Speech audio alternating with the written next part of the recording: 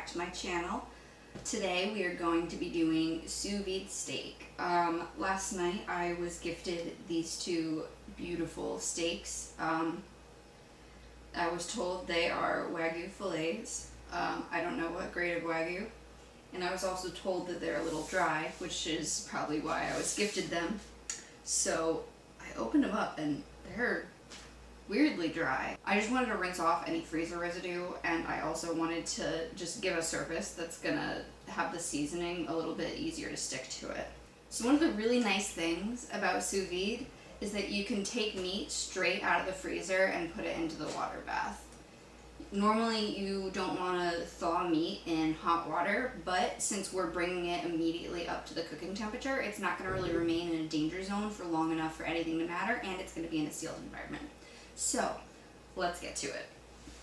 First, I'm going to cut my bag. Since this is a little bit of a thin bag, I want to cut it quite a bit longer than my steaks, just to make sure they have all the space they need. I cut that so poorly. And now I'm going to take my vacuum sealer and I'm going to seal the end of the bag.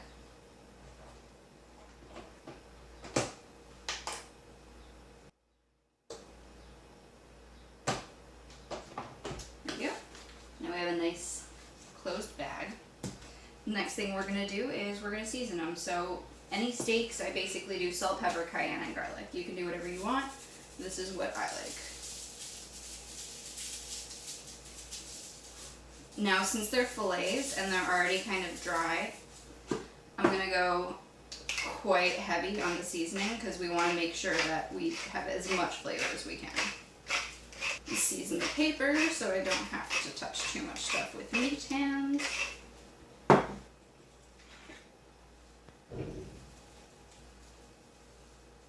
Now, you would think that cayenne would actually make it a little bit spicy, but the amount of time that it gets cooked for, it kind of just adds a nice extra layer to everything. So we got that seasoned. Move them around.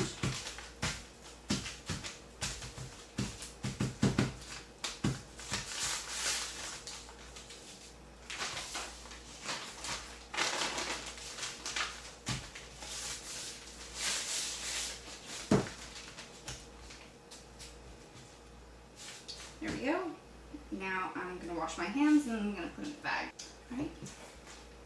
One really nice trick with sous viding, I should have done this before I touched the steak, but it's okay, is you just kind of flip the lip of your bag over, which makes it so you don't get any food on the part that you're going to seal. So we're just going to load them all in.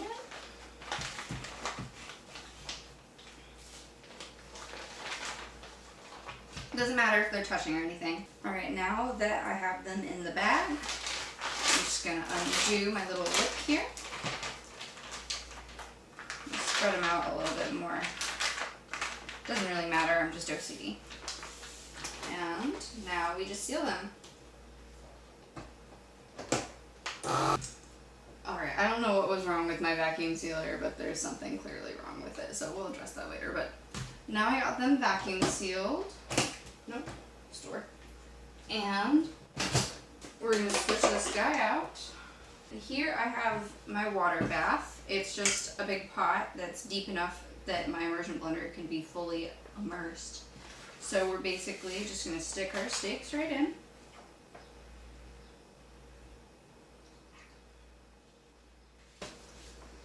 And then we're going to get our circulator ready. Oh no, they're floating. So sometimes vacuum sealers don't work all the way perfectly. And what we're going to do, we're going to kind of cheat a little bit. I'm going to put the blender on, or I'm going to put the circulator on kind of in a way that holds them down. Okay, they're not down all the way still, so I don't know why it's floating. Ow. By the way, hot water's hot, so This water is around 125. Last time I used it, I cooked chicken, so I need to go down. So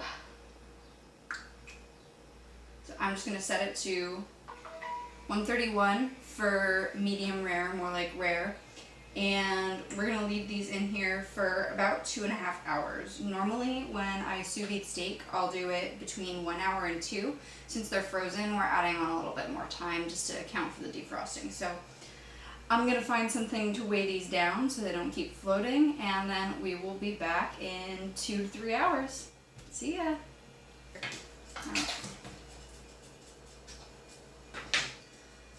Okay, so our steaks have been sous videing for a little bit under 3 hours. Just took them out of the water bath so we can turn it off, and we can slice into the bag. And before you sear them, you always want to dry them off as best as you can. Yes, these are 131 degrees, but I have dead barista fingers, so it's okay. There we go. Okay.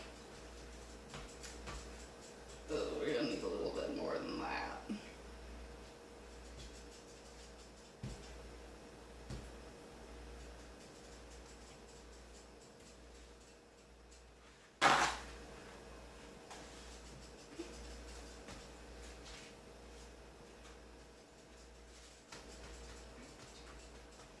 Now, since they're fillets and they don't have a lot of flavor on their own and they don't have any fat on their own, I'm gonna sear them in bacon fat. So there's no real polite way to do this, so I'm just gonna scoop it on out and start rubbing it on. Oh yeah. Oh.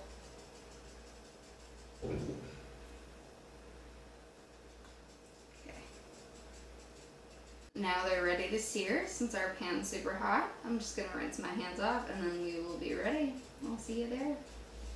So as you can see, this is smoking quite profusely. I'm just gonna sear them for 30 seconds to a minute per side just to get a crust. It's really hot and we don't want to cook them any further since they're already cooked. So here we go.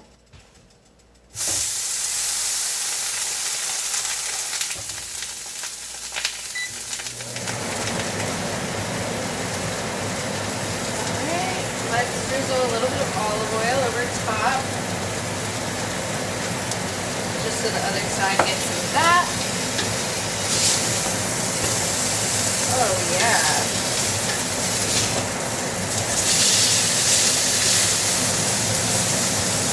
There we go, another 30 seconds. Alright, here we are with our beautiful steaks. We're going to slice into them and see how it turned out.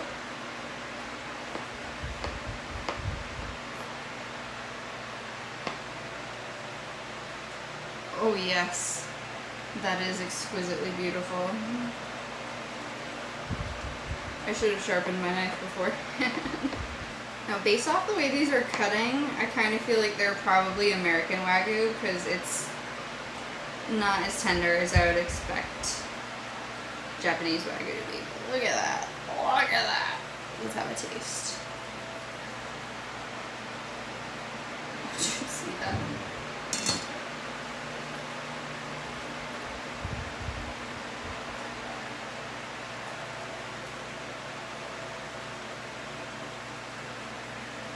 That's pretty fucking good.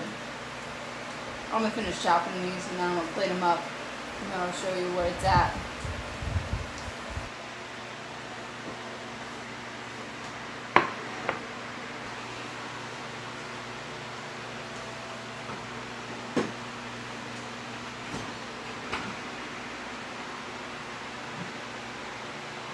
Alright, thanks for watching everybody. That's how you sous vide a steak. Leave a comment, hit that like button, and come back for more. Thanks for watching. Bye!